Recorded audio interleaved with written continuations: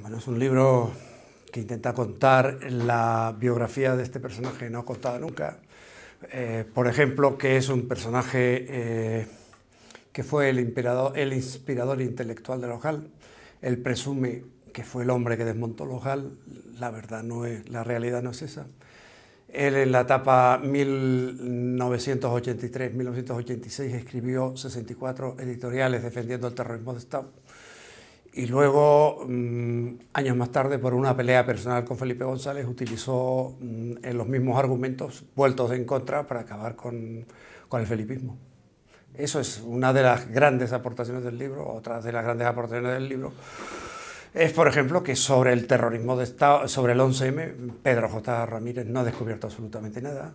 Y lo que su labor periodística ha sido, el atentado ocurre con una cúpula policial que es condecorada por el rey, que es residida por el rey condecorada, y Pedro J. le da la vuelta al asunto y aparece otra cúpula policial como la responsable de todos los atentados, que toma posesión entre el 2 y el 4 de junio, que es la cúpula policial del PSOE, cuyos miembros son masacrados por el periódico El Mundo de una forma inmisericordia, en un periodismo de dinamita, un periodismo de basura, total y absoluto, llegando al caso de que la mujer del comisario de Vallecas, Rodolfo Ruiz, se suicida el 10 de octubre del año pasado, al no poder soportar la terrible presión a que es sometido su marido y toda su familia.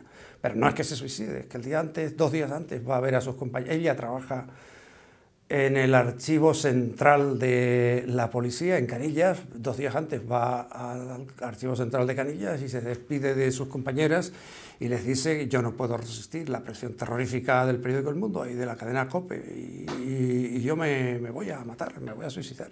Y 2 días después se muere, se quita la vida. El Mundo desinforma permanentemente. Hace no más de 3 semanas sacaron una portada diciendo, hablando del 11M, donde decía: estos 2 terroristas árabes se escaparon de la policía.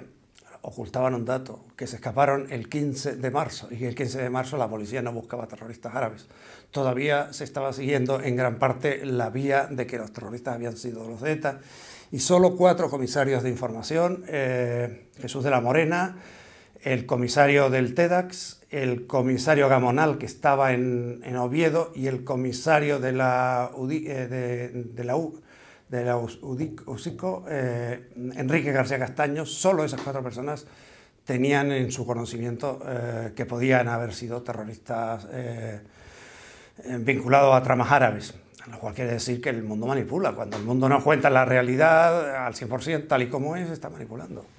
Porque tiene mucha labia, porque tiene mucha capacidad de persuasión y porque viste todas sus actuaciones de que está defendiendo la libertad de expresión. Él se envuelve en la bandera de la libertad de expresión y aparece siempre que comete alguna fechoría, y digo fechorías con todas las consecuencias de la palabra, se envuelve en la bandera de la libertad de expresión, y mucha gente engañada le sigue en ese terreno. Pedro J. Ramírez, por ejemplo, es el único personaje español que metió en la cárcel a su novia, a Superancia Rapú, a la mujer que le daba placer. La tuvo encerrada 7 u 8 días porque no declaraba a su favor. Ya quisiera Silvio Berlusconi, que está en el mismo problema, poder hacer eso, con las señoras que le están injuriando, calumniando. Pero J. Ramírez es el único periodista que se inventó que la historia de su trasero es una historia del ojal, y llegó a persuadir de tal forma a los tribunales que el Juzgado Central número 1 de la Audiencia Nacional de Madrid abrió una causa sobre ese asunto, cuando ya había abierta otra en los juzgados ordinarios en los tribunales de Madrid, en el juzgado 29 de Instrucción de Madrid. Pedro J. Ramírez es la única persona, probablemente el único periodista de todo el mundo, que ha forzado a prevaricar a 3 gobiernos para tener una piscina en terreno ilegal. Esa es la cosa más absurda y más alucinante del mundo.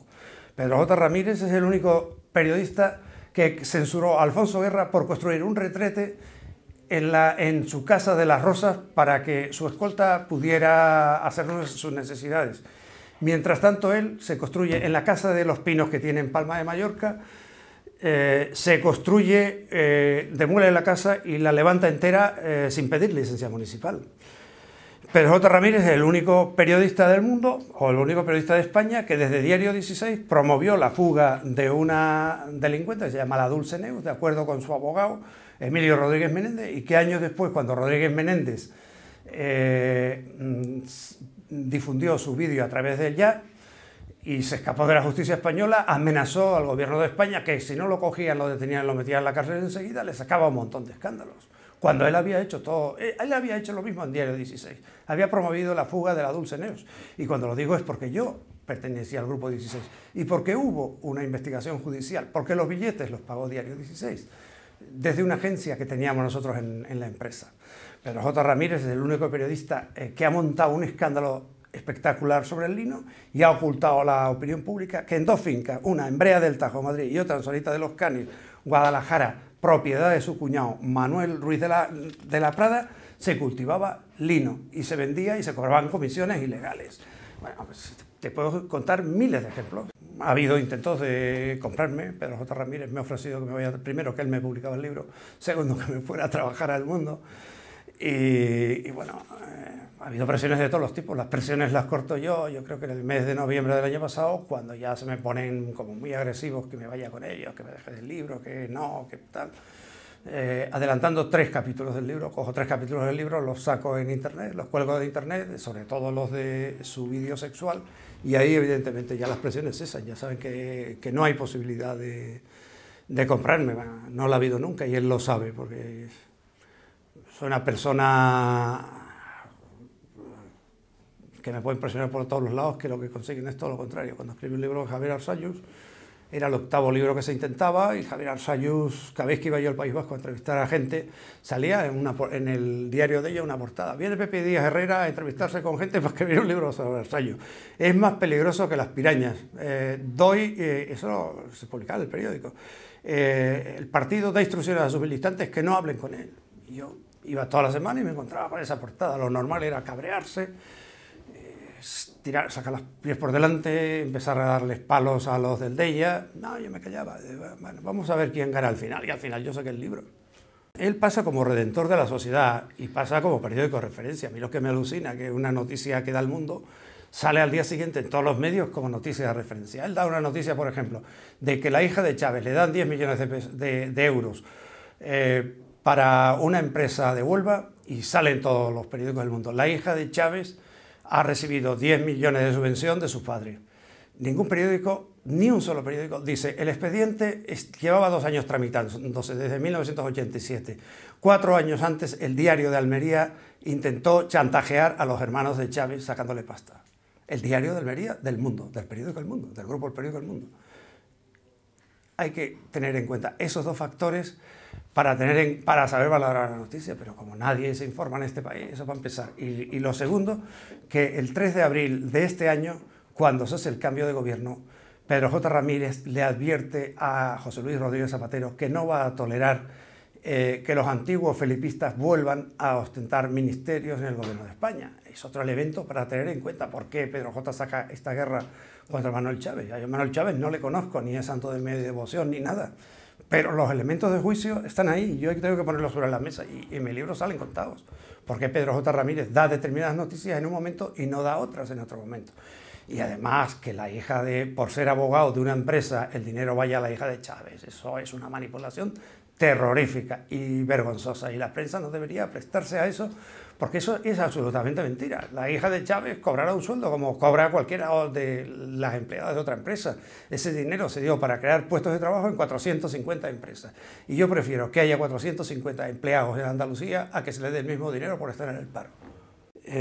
Surge de una petición que me hace la Esfera de los Libros, del periódico El Mundo, para hacer un libro sobre Polanco.